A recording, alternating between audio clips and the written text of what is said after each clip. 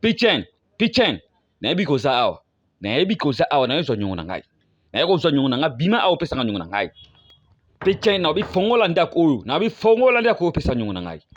Shadow. Oui. Yaka. Tala. Kende koyebisa mutu wana. Kena zate na pimi na zate. Papa noko piche na zate. Ake wapi. Epi nazoka mutu azoloba kuna. Eza nani? Oui, ye moko nde mutayebisinga naloba boye. Azofina munoko makasi. Atomboli maboko likolo atosambela. Alinga miboma.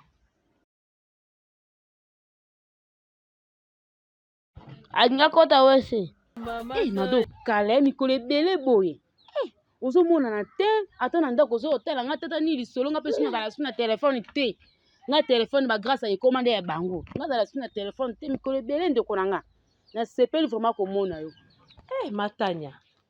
Esengo komona na nga na yo vraiment mikolo ebele Matanya ta yo moko. Yo poko yo kotala ngai te vraiment. Na mapa na kweyaki na mapa na biso ndeko na kokweya na façon moko ndeka na Shadow abelaki mwa eza te. Na kweyaki donc nazokoka ta kotelema te mapa ndenge ezalaki kolala donc vraiment na kweyaki totalement vraiment. Kobima kaka nazokende kaka kopa bandeko ba grand frère na nga na bazala na lemba kuna kobeta kaka matolo pa ya Paulin vraiment. Nakende kobeta matolo pa ya Paulin na lemba mwa eza te ngai ya mwete na Shadow na Minerva l'école kobenga na mwa eza te yo ebika. Mado na comprendre bana lelo te. Bana lelo ka so basimi android baningi musala te ba ekezongi so afana kita divan ka ko manipuler téléphone. Bana lelo kaka mambo so batika manzaka na bango wana esili. Noso comprendre bana kilelo te biso zalaki boye te biso na temps na biso pende zalaki pende misala ekezongi ba téléphone ezalaki te. Matanya. Esa faute ya biso moko baboti ndenge toza. Biso moko baboti so tolakisi bana te.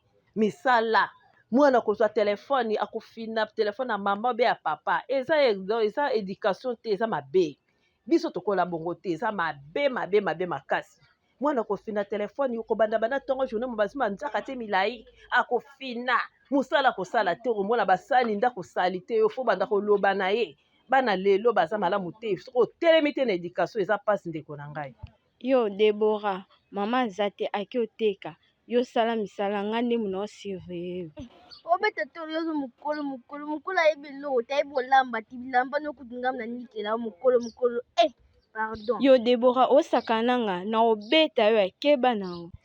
Obeta nga puani obeta pe puani yo mukolo embusa musala ti kolamba kaka 14h po benga Deborah yo tila nga mai opo sokoli apo fini telefone obeta nga puani ya mama ya kaka nga na kofunda yo mama kobeta yo penongo.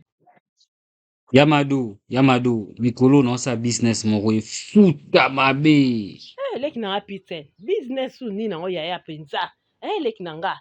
Ya nini yo ezaka ba business wa yo eza su nini yango vraiment. Oui, business moko ya importation na exportation, mais na bule nanu nini na ko importer. Noko pisende ni amana ba ide noko na nga na lela fort.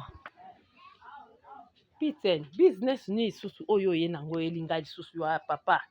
On a debisaki yo mbongo na ngai o ba escrokaki année passée. Moi mbongo mapa nga na balisa. Na debisaki yango te ya. Ozongisa te bande kenda bamela biso mbongo. Oye lisusu lelo business. Nga za mbongo te opesa vraiment. Shadow, nakamaki kwa mikolo baloba mingi. Shadow, surtout mama bilo mama dona mningani Matanya.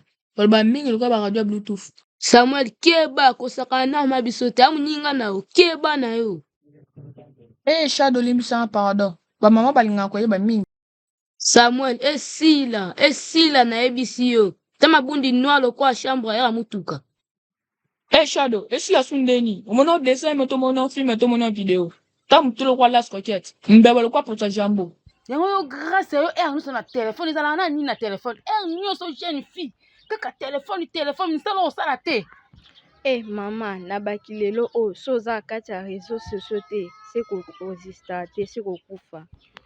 Gracia yo ozoloba na openza ozo bofanda ino nganzemi ino telefone nga pe na préféré pe na fanda kaka boy ke na fanda kana koma kama ubu ya TikTok ba nini ya kosimba simba telefone pe air nyonso tout pona nini boy oko déposer telefone ne fanda sika maote yo sa mona bolole boy pona nini mama madoe mama